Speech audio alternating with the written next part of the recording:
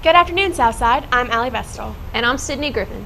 This week's episode of Hawk TV covers Miss Livingston's annual Gatsby soiree, students with exceptional ACT scores, and we even caught up with a few seniors about their legacies. Hawk TV starts now.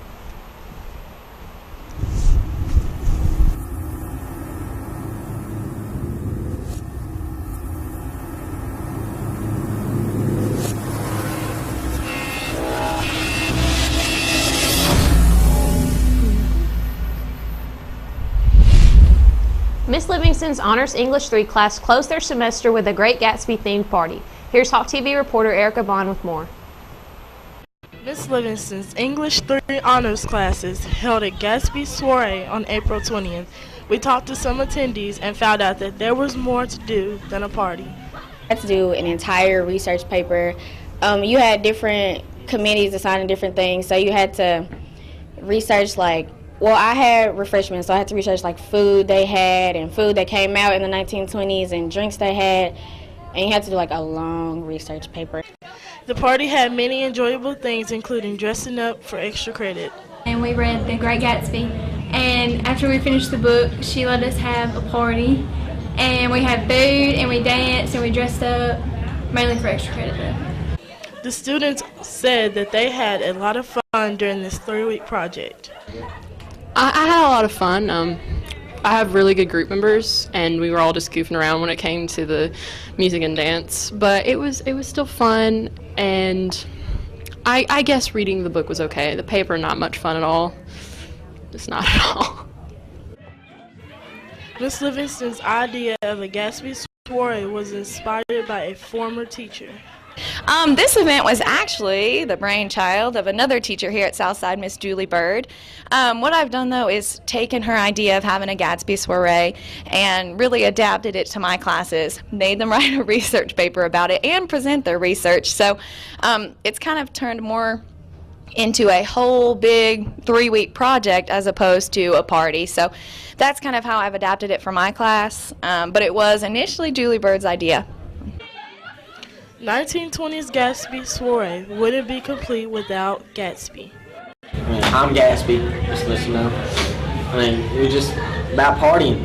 It's the 20s, we're in 20s, so we just partying up out here. That's all we're doing. With videographer Jalen Jarman for Hawk TV, I'm Erica Bond.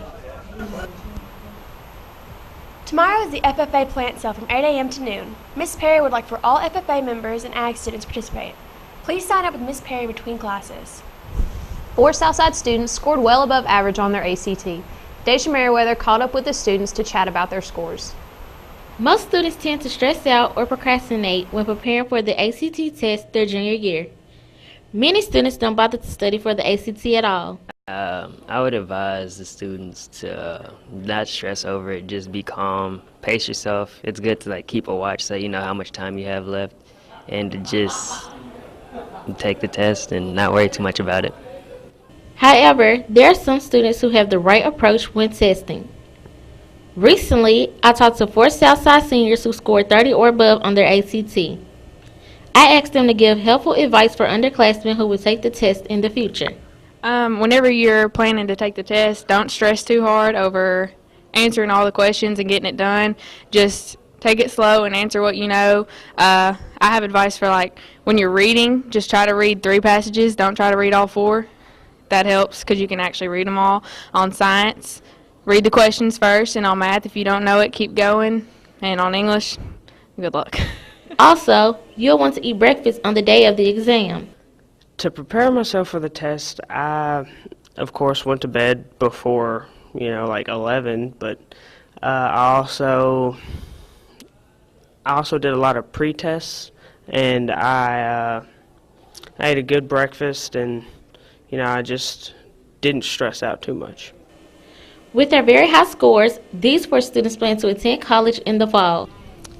I plan to go to school at UT Martin. I plan on attending the University of Memphis in Memphis in the fall, semester 2016. I plan to go to Tennessee Tech University in Cookeville. I'm going to Tennessee Tech University in Cookeville. In case you're wondering, here's how they scored on the ACT. I made a 31. I made a 31 on the ACT. 31. I made a 32 on my ACT. Remember, the ACT test is a test that you can take as many times as you need. Don't stress about it. For Hawk TV, I'm Daisha Merriweather. Seniors, if you have been awarded any scholarships, Ms. Freeman needs this information so you can be recognized at Awards Day. In boys soccer, Southside played a hard-fought game against Dyer County last night with a tie of 4-4. Isaiah Ugda, Jaden DeGroat, and Sergio Gonzalez all scored goals. Hawk TV will be right back after this commercial break.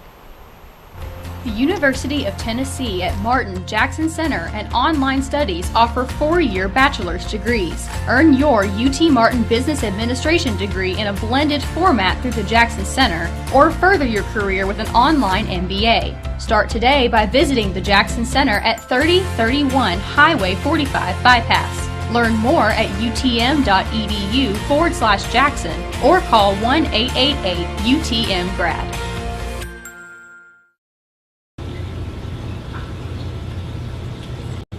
Hey man, can I talk to you for a second? Yeah, what's up? Hey, you got any more of that cheese? Yeah, I got that cheese. You got that cheese, you know what I'm saying? Oh man, if it's the real deal. Oh, it's 100% cheese.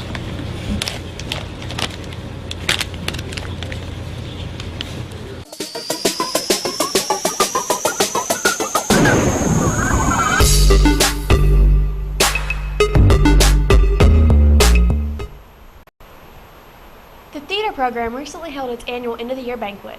I caught up with some students who attended. Southside's theater program held its annual banquet last Saturday. Anyone who took part in any aspect of the program throughout the year was able to attend.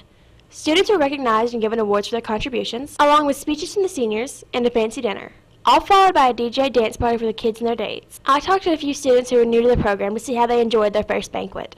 For us, like the people that are just behind the curtains helping out, it was an amazing experience. Everything from the awards to the speeches, from the dance, all that was an amazing time. It was fun. I mean, once I got home, I was tired. It was just plain awesome. I won the Heart Award for doing things without recognition and being there for an encouraging word or occasional song and dance. Just whatever people needed, I was there to do it. This was the last banquet for the seniors. They had to give emotional speeches reflecting on their time in theater, as well as handing out gag awards and passing down wills to underclassmen. As most people know, this was my last year at the Southside and in the theater, which means I don't get to do this next year, which I'm not super sad about. I mean, like, I'll miss everyone and I'll miss, like, all the traditions and things that we did here because it's what I've been used to, but I'm excited to see the underclassmen step in and take charge of the program. This year was also my last year, and it was kind of different than any other banquet just because I've been so used to sitting in the crowd and listening to other people's senior speeches and watching other people be seniors, that when it was finally my turn, I was just kind of surprised, like, oh, this is a thing that we do now. And so it was really weird writing a senior speech because you kind of had like 5 minutes to relive like 4 years of your life. And all. Theater banquet was a lot of fun, and it was sad because it was my last one. The speeches were especially sad this year. They're always sad, but it was the worst this year because I had to give one myself. Overall, this year's theater banquet was a huge success. Special thanks to Ms. Cargile and all the students who had a helping hand putting it together.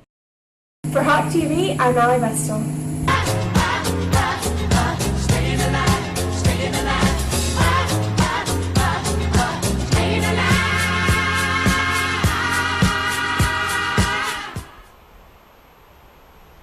If you want to sign up for Spanish 1 and 2 honors, then stop by Guidance and sign up. Graduation is right around the corner, so the seniors pass down some wills to be remembered by. I talked to some of the class of 2016 about their legacies. It is the last full week of school for the class of 2016. The seniors have spent 4 years leaving their mark on Southside High School. I caught up with a few students who wanted to pass down an object, role, or trait to an underclassman in hopes they would carry that legacy on even after graduation in May. I leave my ability to listen to music in class without getting caught to all upcoming singers. I'm leaving my charms and good looks to Allie Wilson. I'm gonna lend down my animation skills in broadcasting to Stephen Grantham. I'm gonna leave my quarterback position to Ricky Beard. I leave my ability to sleep in Coach Dean's class to Chloe Matthews. I leave my ability to total my car senior year and not have one the whole senior year to Addie Mahary. I leave Miss Perry a brand new window after I broke it yesterday. So. I leave my ability to get written up the most times for having my phone out in class to all underclassmen. Good luck, underclassmen. You definitely have some big shoes to fill. And as for the class of 2016, from everyone here at Hawk TV, you will definitely be missed. For Hawk TV, I'm Sydney Griffin.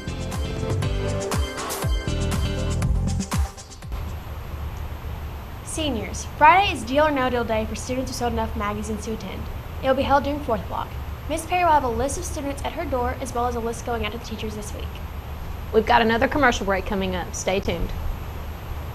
I remember the moment. I'll never forget that moment. That changed my life. At that moment, it hit me. This is why I joined the Guard. We're soldiers, always ready to protect our country. But we've also got communities. Family, friends, neighbors who count on us. I couldn't believe it. I just saved a life to somebody from my hometown. See what it means to be a citizen soldier at NationalGuard.com. For some people, watching the show isn't enough. They want to be a part of the world by making their own characters. Brittany Lemons has more. Original characters, or OCs, can be used in many different ways.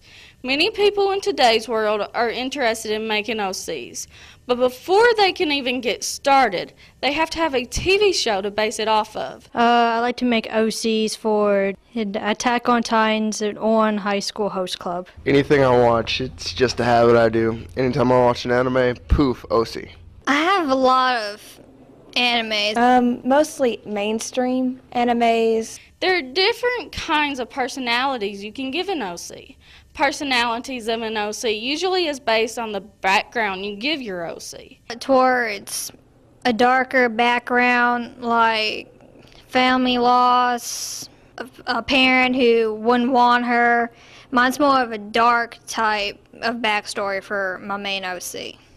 I usually give some of my OCs a happy background, and sometimes I give them a little bit of a sad background. Really depends on the anime, because if it's a depressing anime, it's going to be a depressing backstory. But if it's a happy anime, it'll normally have a happy backstory. Many different kinds of people come up with OCs, so there's probably something that sets your OC apart from someone else's. Yes, they're all pretty weird. They do pretty weird things. One of them he has a book, he can make anything happen with it.